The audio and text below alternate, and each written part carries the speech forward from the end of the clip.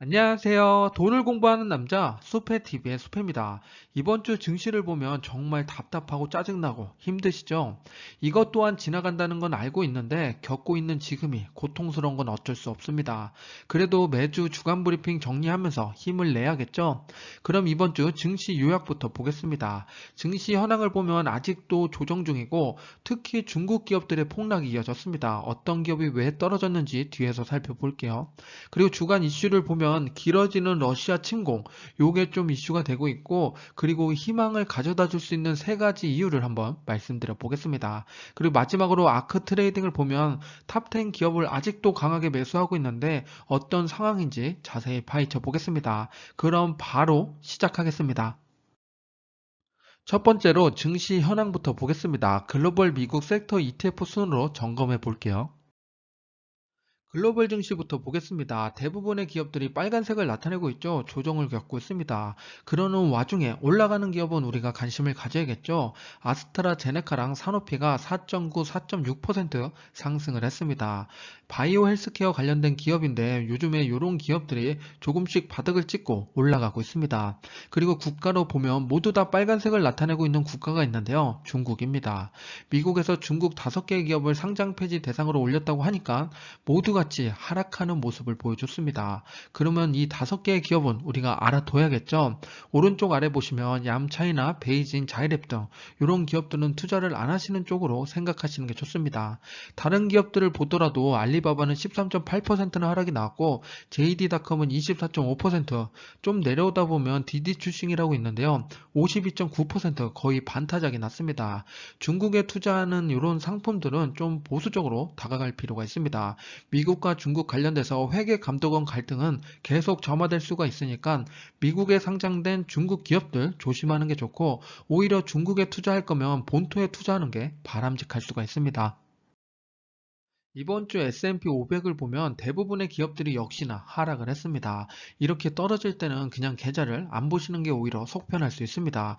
정신 건강이 오히려 더 중요하니까 우리는 멘탈 잡기 위해서 내 계좌를 자주 들어가는 게 아니라 최대한 안 들어가려고 노력하시는 게 좋습니다. 그리고 이번 주에는 빅테크 기업들이 많이 빠졌죠. 마소가 3.3%, 애플이 5.2%나 하락이 나왔습니다. 그런데 반대로 빅테크 기업인데 안 빠진 기업 아마존이 있습니다. 이번에 20대 1로 주식 분할을 하고 자사주 매입을 12조 원이나 한다고 합니다. 그만큼 주가를 방어하겠다는 힘이 강한 거죠. 작년에는 아마존이 좀 못 올라서 너무 답답했는데 이번에는 잘 지켜주는 모습입니다. 그리고 밑에 보면은 헬스케어가 좀 강하게 지지하거나 반등을 시작했죠. 앞에서 글로벌 기업들도 그랬는데 여기서도 존슨앤존슨, 파이자 관련된 기업들이 반등을 했습니다. 제가 좋아하는 기업의 바로미터를 보겠습니다. 대부분의 기업들이 고점 대비 하락률을 키워가고 있죠. 지난주 대비 이번 주 유독 많이 빠진 기업을 뽑자면 애플입니다. 5%나 하락해서 고점 대비 하락률 15%가 됐습니다. 다른 기업들 빠질 때 애플은 잘 안 빠져서 지켜준다 했는데 이번 주에는 5%나 하락이 나왔습니다. 이렇게 크게 하락할 때가 오히려 기회일 수가 있겠죠.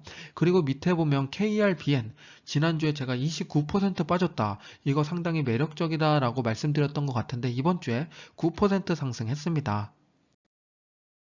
이번 주 섹터별 현황을 보겠습니다. 일주일이나 1일 모두 다 하락하는 국면을 가져갔죠. 금요일만 놓고 보면 유틸리티랑 금융이 덜 빠졌고 일주일을 놓고 보면 역시나 에너지가 많이 올랐기 때문에 그래도 에너지가 방어를 잘해주고 있습니다.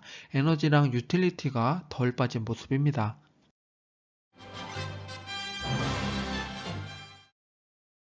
ETF 바로미터를 보겠습니다. 왼쪽에 있는 섹터를 먼저 보면 11개 섹터 중에 경기 방어주가 6% 하락하면서 하락폭을 가장 키웠습니다. 그리고 주요 지수 중에서는 미국 전체가 얼마나 빠졌나 봤더니 3% 정도 하락이 나왔습니다.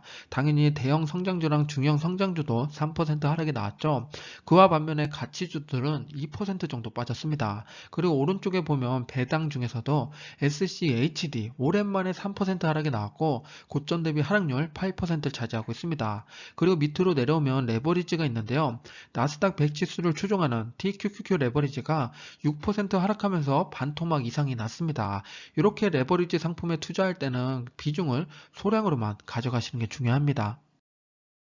ETF 바로미터 테마형을 보겠습니다. 우선 반도체가 이번 주에 3% 정도 하락이 나왔고, 사이버 보안이 지난주에 반등을 시원하게 했는데 이번 주 2% 정도 조정을 가져가고 있습니다. 그리고 반대로 이번 주 이렇게 빠지는 장에도 올라가는 섹터가 테마가 있었는데요. 청정 에너지 중에서도 ICLN이 5% 상승이 나왔고, 앞에서도 말씀드렸던 KRBN 9% 상승이 나왔습니다. 그리고 오른쪽 아래 보면 리츠 중에 SCHH 55% 하락이 나왔다고 나오는데요. 이건 빠진 게 아니라 주식 분할 2대1로 했기 때문에 이런 거고, SCHH는 이제 23달러면 매수할 수 있게 됐습니다. ETF 바로미터 성장과 배당 기업을 보겠습니다. 왼쪽에 있는 성장 기업들 10개를 가지고 왔는데요. QQQ랑 VOO입니다. 여기서 고점 대비 하락률이 가장 큰 걸 보면 역시 페이스북이죠. 메타 플랫폼이 고점 대비 하락률이 51%니까 드디어 반토막 이상 하락이 나왔습니다. 페이스북 메타 플랫폼은 점점 주가가 많이 떨어지고 있는데 앞으로 어떻게 메타버스 관련돼서 풀어나갈지 거기에 대한 숙제를 꼭 풀어야 될 겁니다. 그리고 오른쪽에 보면 배당 쪽에서는 SCHD는 파이자가 18% 하락이 나왔습니다. 지난주까지만 하더라도 고점 대비 하락률이 20%대인데 조금 올라오는 모습인 거죠. 그리고 VIG에서는 홈디포랑 JP모건이 내려오는 모습이었습니다.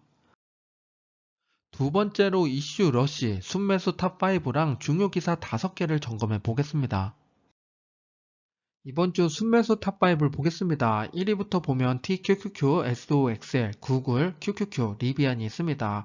얼마나 강하게 매수했나 봤더니 TQQQ는 1513억 원의 순매수, SOXL은 1155억 원입니다.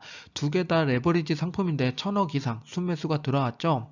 하락장에 레버리지 상품을 기회로 될 수가 있는데 반대로 더 크게 손해볼 수 있는 상품이니까 신중하게 투자하시는 게 중요합니다. 설마 더 떨어지겠어 하는 순간 더 떨어지는 경우도 있죠. 그러니까 비중을 함부로 늘리면 절대 안 됩니다.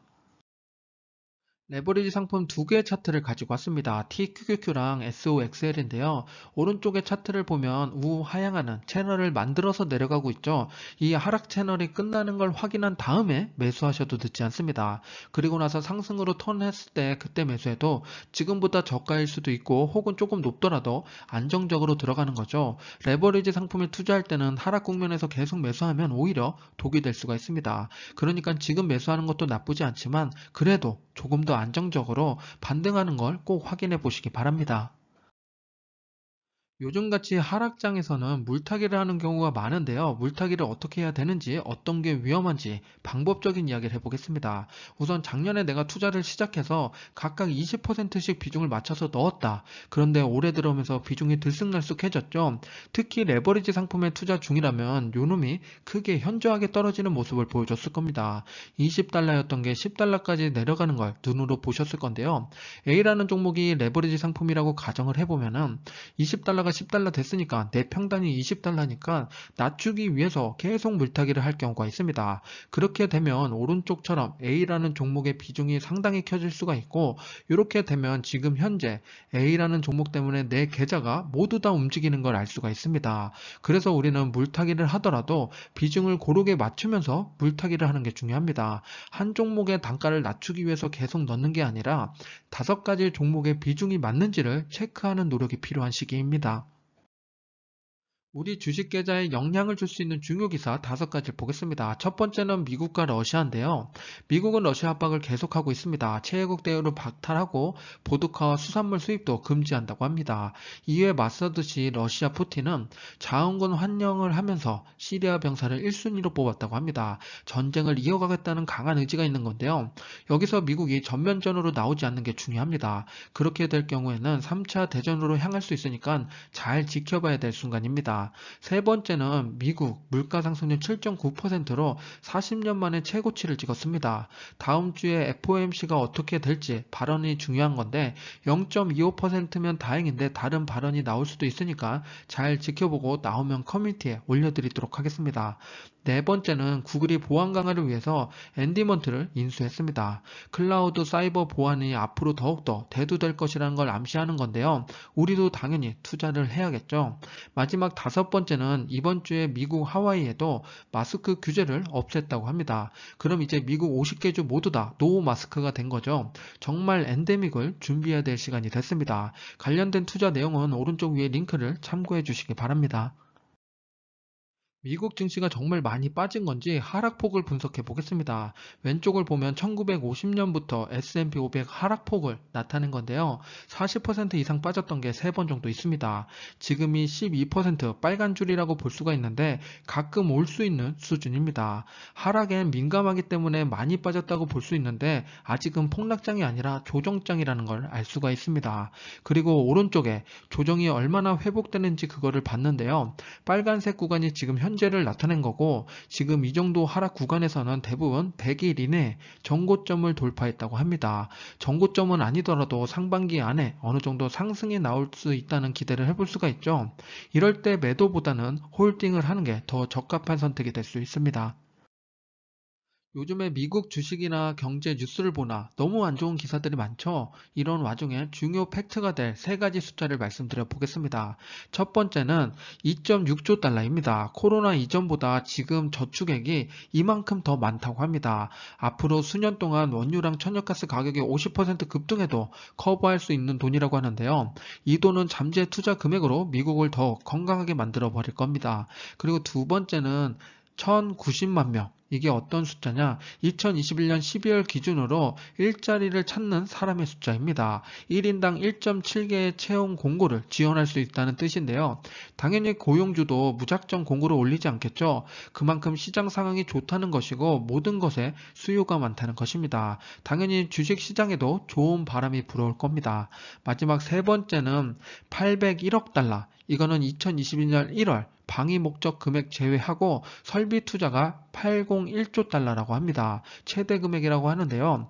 앞에 채용에서 말씀드린 것처럼 설비도 소비에 맞춰서 증가하고 있습니다. 같은 이야기인데요. 산업의 공장들이 호황을 맞이하고 있다는 건데요. 이런 것들은 미국 시장에 당연히 좋게 반영될 수밖에 없겠죠. 지금 있는 러시아 침공이라든지 금리 인상이 지나고 나면 이런 호재 기사들이 더욱더 많이 나올 겁니다. 마지막으로 아크 트레이딩입니다. 아크가 어떤 회사에 집중하는지 지켜보면서 거래 내역을 엿보도록 하겠습니다. 아크 탑10 기업의 비중 변화를 보겠습니다. 지난주를 먼저 보면 테슬라가 6.8%, 텔레닥이 6.2, 코인베이스가 4.2% 순이었는데요. 이번 주에 봤더니 테슬라가 7.3%, 오랜만에 비중이 7%를 넘었습니다. 그리고 텔레닥은 좀 떨어졌죠. 5.7%입니다. 이렇게 비중 변화가 있고 특히나 텔레닥 0.5%나 하락했는데 아크에서 매도한 건지 혹은 주가가 떨어진 건지 바로 뒤에서 보겠습니다. 아크 탑10 기업의 거래 현황을 보겠습니다. 흰색으로 나타낸 건 매도이고 에메랄드색은 매수입니다. 이번 주에도 에메랄드색밖에 없죠. 한 3주째 계속 강하게 탑10 기업을 매수하고 있습니다. 텔레닥도 1.6% 매수했는데 앞에서는 비중이 줄었죠. 상대적으로 덜 매수하기도 했지만 주가 하락폭이 상당히 컸습니다. 그래서 아크는 계속 매수 포지션을 취하고 있습니다. 아크 탑5 기업의 이번 주 성적을 보겠습니다. 이번 주 1등은 코인베이스인데요. 3.5% 하락에 나왔습니다. 그리고 꼴등은 앞에서 말씀드렸던 텔레닥 많이 주가가 빠졌는데 18% 하락에 나왔습니다. 그리고 2, 3, 4등은 테슬라, 준비디어, 로큐순이었습니다. 아크가 투자하는 기업 중에 상위 20%에 해당하는 30개의 기업의 거래 현황을 보겠습니다.